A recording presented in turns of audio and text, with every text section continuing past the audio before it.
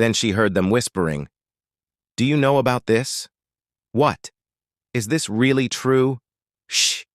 If you talk about it, you could be accused of blasphemy. I heard it by chance." No wonder the security was so tight on National Wedding Day. Mesa was shocked when she heard them say, "So you didn't know they held the national wedding under such circumstances? What a pity, I can't believe it. Do we have the right to pity the heir of such a great noble family?" And at that moment, Eric arrived with the sweets, and the people started clapping for him, saying, "Let's get a good look at his face up close, here he comes." And Mesa said, looking at them, "The moment he appeared, one thing caught my attention. Amidst the cheering crowd, those expressions are more familiar to me, because I always received such looks from people whenever I was with Eric." She closed the curtains and continued, "I feel like an invisible force has hit my head. When Eric opened the carriage door, he said, 'Did you wait long?' I was worried because people were suddenly pushing, but she didn't answer him and thought to herself, 'There's no sign of discomfort on his face. I see he must be used to such a reception.' When he sat beside her, he told her, 'I ended up with this big box because I chose a lot of things,' and she looked at him as he opened the box and thought to herself, 'So now, just because of me alone, he's receiving such looks. I don't want to admit it, but for me, this is a good marriage.' At that moment, Eric said, 'What should I give you?' She continued thinking to herself, 'But for him it seems it was a great tragedy.' So in distress, she continued thinking to herself, 'I feel sorry for him, and I'm sorry that all this is because of me. But if I feel sorry for ruining his life, then who feels sorry for me? I've lived like a parasite until now. Who feels sorry for this situation now?' And Eric took out the sweets and said, 'I bought this thing based on the salesman's recommendation, and in the southern regions they eat tarts with cream.' Mesa said, 'It's called a Hallerate tart.' And Eric said, 'I think that's the correct name.'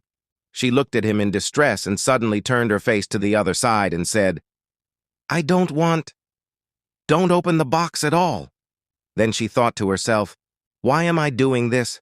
So she told him, 'I don't like sweets.' And Eric was silent while she thought to herself, 'I'm making someone sad and then ignoring their feelings.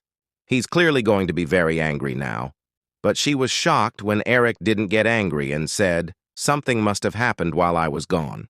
She looked at him, so he asked her, 'What happened?' She looked into his eyes and thought to herself, 'Again, those piercing eyes.'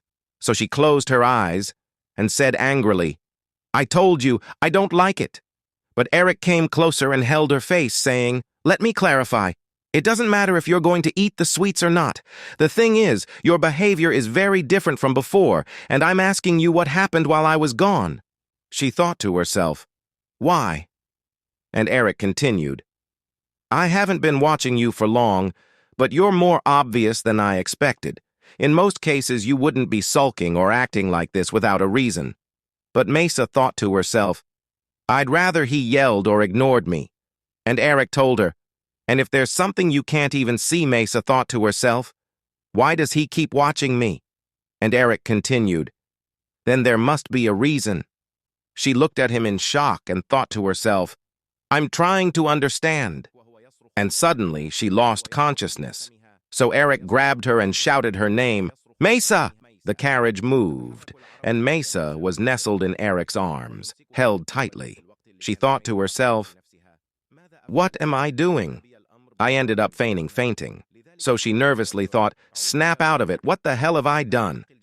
She started imagining herself and Eric together, in a relationship, thinking, 'No matter how tightly we hold on to each other, he's still the only one who knows all my secrets. And I'm in a position where I need his help more than ever. And yet I'm acting like a child.' As she thought about how Eric treats her, she mused, 'I'm used to being treated overly humanely, developing unnecessary feelings and pride.' So she bit her lip in anger, thinking, 'What a fool I am. I have to adapt to him no matter what.' Then she looked at him, feeling nervous, and thought to herself, 'So when I get home, I'll smile at everything he says. Maybe that way.' And then, noticing Eric staring at her, She quickly hid her face in fright, thinking, I was startled. His expression, even though he usually has a harsh expression, she trembled as she continued, thinking, but lately he seems to always look at me kindly. And then Keela arrived and said, I'm back. When none of them responded, she looked and noticed that Eric was carrying Mesa, holding her tightly. So she entered silently and sat down, thinking to herself, it's very dark. Then she thought about Eric. Is he a creature of the darkness? When she asked him, why did you close all the curtains? He opened them, and they found themselves arriving at the palace. At the time of their arrival, his son was leaving the palace. And then Eric looked at him the same way his father had looked at him. And then he remembered the woman his father was cheating with, and he thought to himself, he's going to see her again today. That's why he's going. So he said to Gila, no, I'll go down first. Then he remembered Edel's words. I don't think blind loyalty to the head of the family is true devotion. So he thought to himself, why? He got out of the carriage and looked at his father's carriage, thinking, why did these words come to mind at a time like this? When the carriage left, he said, he still doesn't welcome me. Sometimes I feel like this sentence weighs heavily on my shoulders.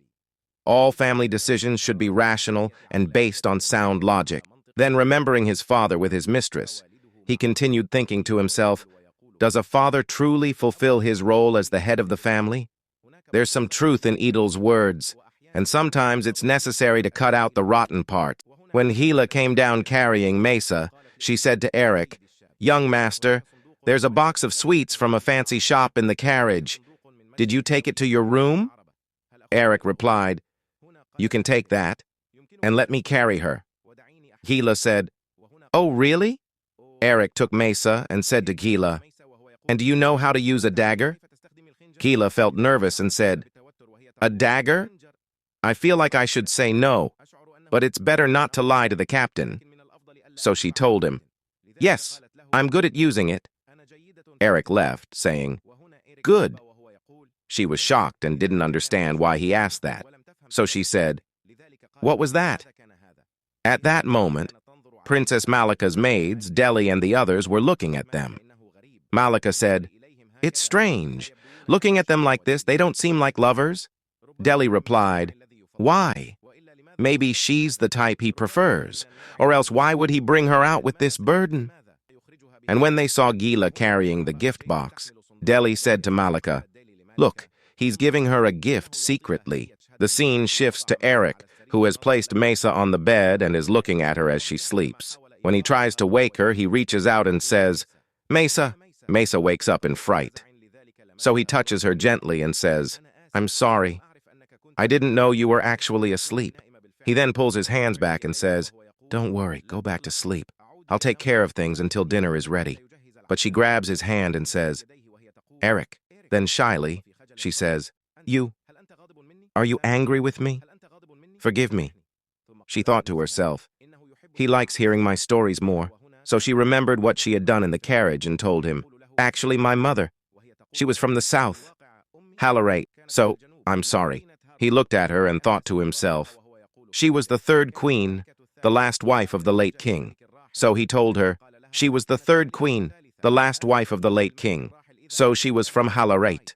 Mesa then said to him, yes. And here Eric started saying to himself, unlike other queens, she was of humble origin. Unfortunately, shortly after the birth of her first child, Mesa, the king died one day, and I was left alone. She lived quietly in Celia's palace with her newborn daughter, Mesa. And it was almost invisible to others. Even the young Vermeil, his uncle, swallowed his maternal salakis and spread blood all over the imperial palace. Because of this, there is little accurate information about the late queen. So he asked her and said, does that mean you hate everything in that area? And here, Mesa told him, yes. So Eric said to her in tension, in any case, you did something unnecessary. So please tell me everything about yourself. What would you like and don't hate? And sharing these things with me will ultimately benefit you too. This will help me avoid mistakes unintentionally. And here, Mesa told him, "Do you understand?" And that's where Eric said to her, "Anyway, thank you. It's good to be honest. And there's something else bothering you, isn't it? So remember when she was angry and she was with him in cart? So I felt nervous when he told her, 'Can you tell me why you were suddenly angry with me earlier?'